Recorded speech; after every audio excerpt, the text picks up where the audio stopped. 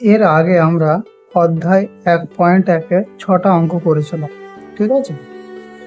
এবার আমরা করব কোষে দেখি 1.1-এর এ থেকে। এর কি বলছে, প্রত্যেক ক্ষেত্রে একই মান পাই কিনা দেখবে, ঠিক আছে। তাহলে কোষে দেখি 1-1 শুরু করা যাক। এর 6টা অঙ্ক আছে এ থেকে ই পর্যন্ত। তাহলে কি বলছে, প্রত্যেক ক্ষেত্রে একই মান পাই কিনা দেখি। প্রথমেরটা কি আছে, এর এর অঙ্কটা কি আছে,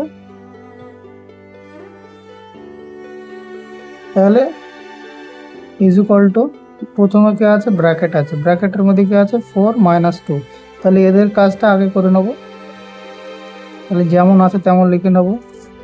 20 + 8 ডিভাইড, এদের যদি মাইনাস করে দিই কত হবে, 2 হবে। তাহলে ইজ ইকুয়াল টু, এবার কার কাজ করব, ভাগের কাজ করব সরলের ক্ষেত্রে। তাহলে 20 + 8 থেকে 2কে ভাগ করলে কত হয়, 4 হয়।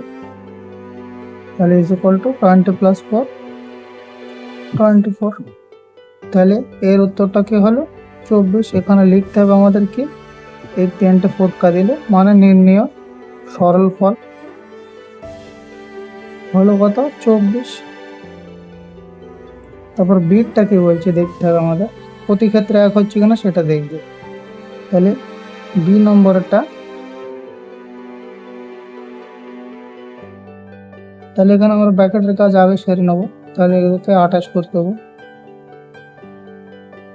28 ডিভাইড 2, 4 - 2 মানে 2 হয়। তাহলে 28 ডিভাইড 2 ইজ ইকুয়াল টু 40, ঠিক আছে। তাহলে এর নির্ণয় সরল ফল কত হলো, এর সরল ফল হলো 14, ঠিক আছে। তারপরে সিটটা দেখবো আমরা। তাহলে আমরা কি জানি, ব্র্যাকেটের কাজ আগে করে নেব। তাহলে এর 12 হবে, 20 - 8 ইজ ইকুয়াল টু 12 হয়। তাহলে এর মাঝখানে কিছু নেই মানে অফ আছে, অফ মানে হচ্ছে এর, এর মানে গুণ। এখানে এরও লিখতে পারো, গুণ চিহ্ন দিতে পারো, গুণ চিহ্ন দিলাম। তাহলে 2, ঠিক আছে। তাহলে কত হলো, ইজ ইকুয়াল টু 24। তাহলে এর নির্ণয় সরল ফল কত হলো, 24 বা 24। ওকে। তারপরে ডিটটা কি বলছে, 20 - 8। তাহলে আমরা জানি ব্র্যাকেটের কাজ আগে করবো, যেমন আছে তেমন লিখে দেবো। 20 - 8, তাহলে এর মাঝখানে কিছু নেই, ব্র্যাকেট উঠে যাচ্ছে, তার জন্য এখানে এর বা গুণ লিখতে পারো।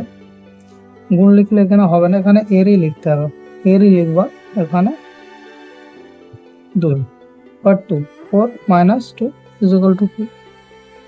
তাহলে 20 - 8 এইভাবে করলে হবে না, কারণ এর মাঝখানে আছে এর বা অফ আছে, তার জন্য এদের দুজনের আগে গুণ হয়। তাহলে 20 - 8 এর বা 8 এর 2 মানে হচ্ছে 16, তাহলে is equal to 4। Okay. 20 - 60 is equal to 4। তাহলে এর নির্ণয় সরল ফল কত,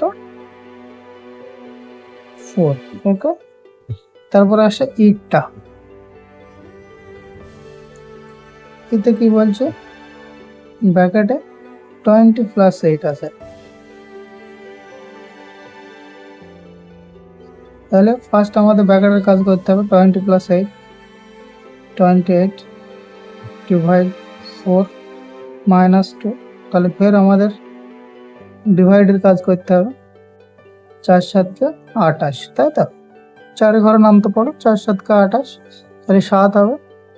7 - 2 ইজ ইকুয়াল টু 5। তাহলে এর নির্ণয় সরল ফল কত হলো, 5। ওকে। তাহলে আমাদের উত্তর কি চেয়েছিল, এখানে প্রত্যেক ক্ষেত্রে একই মান পাই কিনা দেখি।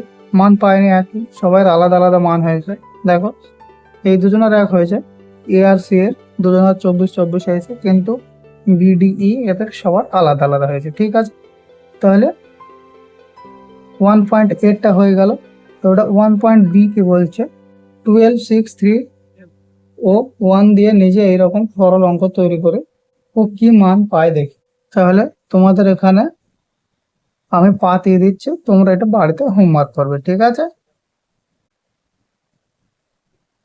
12 ডিভাইড 6 বিয়োগ 3 যোগ 1, এটা তোমরা বাড়িতে কর। এটা তোমাদের হোমওয়ার্ক দেওয়া থাকলো, আমি পাঠিয়ে দিলাম, এর মানটা বার করবা, ঠিক আছে? তাহলে আজ এই পর্যন্ত থাক। এরপরে তোমাদের 2 নম্বরে শেখাবো সরল অঙ্কগুলির মান নির্ণয় করে, ঠিক আছে?